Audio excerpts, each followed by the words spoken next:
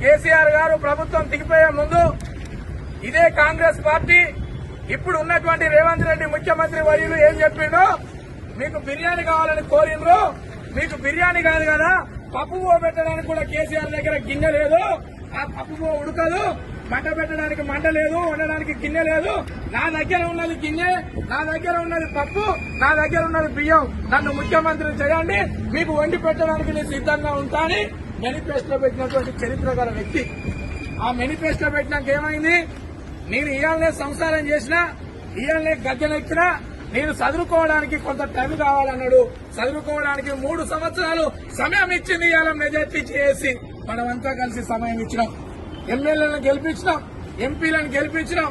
నిన్న కాక మొన్న మున్సిపల్ ఎలక్షన్ లో కూడా ఈ ఆర్టీసీ బిడ్డలు నిన్ను నమ్మిన కనుకనే, ఈ ఆర్టీసీ బిడ్డలు ఇంకా నిన్ను నమ్ముతున్నారు కనుకనే మీ వాళ్ళను మెజార్టీగా గెలిపించి మీకు పట్టం కట్టింది. అయినా మీరు కుర్చీల కొరకు చూస్తా ఉన్నారు. ఈ కడుపు కాలిన కార్మికుల సమస్యల్ని పరిష్కరించమని అడుగుతా ఉన్నాం.